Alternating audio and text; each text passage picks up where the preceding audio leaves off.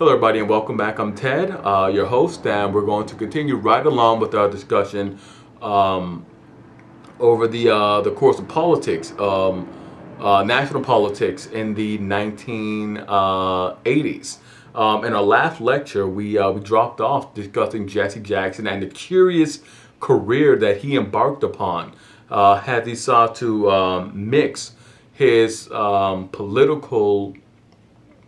his burgeoning political career with his already well-established community activist career. His organization and creation of the Rainbow Coalition, which sought to unite African Americans, women, Hispanics, and other marginalized groups into a solid voting bloc that would help push the national policies into more liberal and into a more liberal direction. Was a somewhat smashing success for Jackson. It was a reliable voting bloc, an open call for a very large portion of voters that could be attracted to liberal or progressive candidates. Now, the Rainbow Coalition had the unforeseen consequence, really, of alienating most centrist Democrats who, instead of voting for the Democratic Party candidates, who, instead of voting for Walter Mondale, voted for Ronald Reagan. That was the anguish of the Democratic Party during the 1980s, and really, some people say still the anguish of the Democratic Party. Is that they need to keep minority voters, but they also need to keep the moral high ground and the heritage of the civil rights movement. But if they do, then they simply are eclipsed when it comes to gaining electoral majorities. So some interesting takes, interesting ideas on what the Democratic Party needs to do, or even just observations on the party in the 80s. Ronald Reagan quickly abandoned the bipartisan consensus in both foreign and domestic policy that had been building back up since the Nixon years.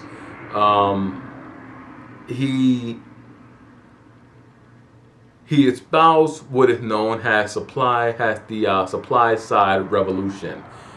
He made dramatic tax cuts, taking a somewhat dramatic gamble that had tax rates fell, more capital would be freed up for the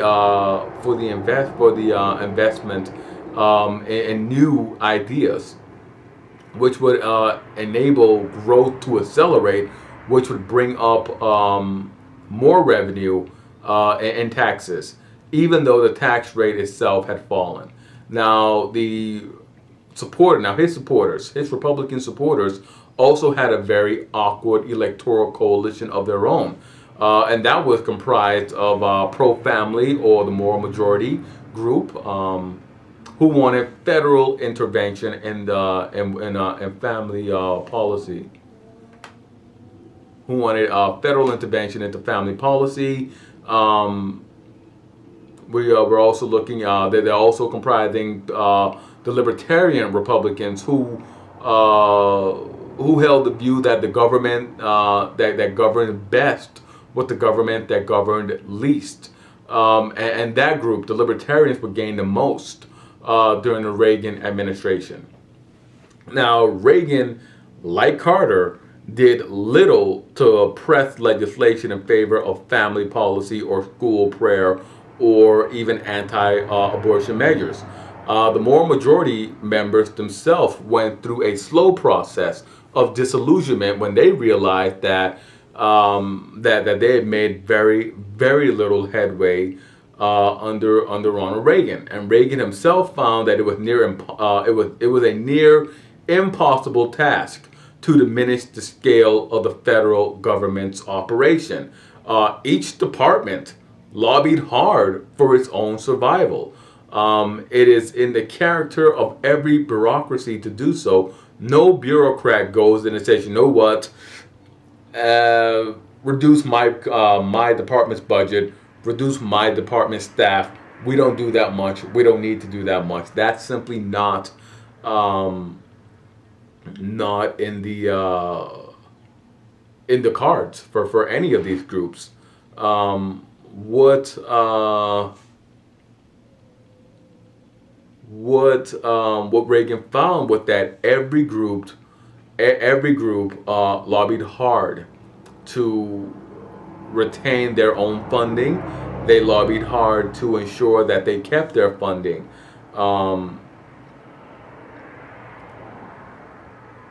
Reagan also came into office with the intention of pressing the Cold War more vigorously, which meant rapidly escalating the military budget, creating greater and greater budget deficits. He brought the old battleship, the USS Missouri, back into commission with one of those instances in which people simply get stopped and said, really?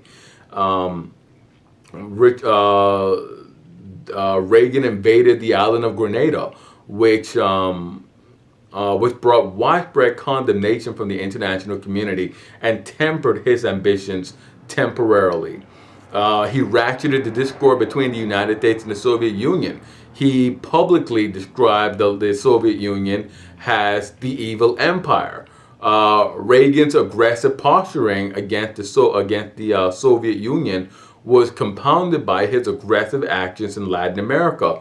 He supported anti-communist guerrillas, groups like the Contras during the Nicaraguan Civil War, and he favored the El Salvadorian regime, which at the time was fighting off attacks from left-wing guerrilla fighters. One of the bitter fallouts of the Carter and the Nixon foreign policies was the replacement of questionable governments with a utterly abhorrent government. That is is it acceptable to replace a government with a horrible human rights track record, only to see that government replaced by an even worse regime? And that was the lesson of Vietnam. South Vietnamese government definitely had a bad track record, but what followed, the communist takeover and the subsequent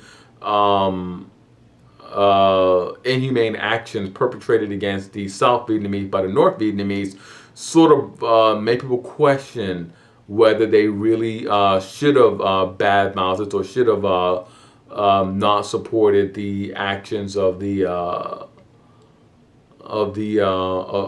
South Vietnamese government.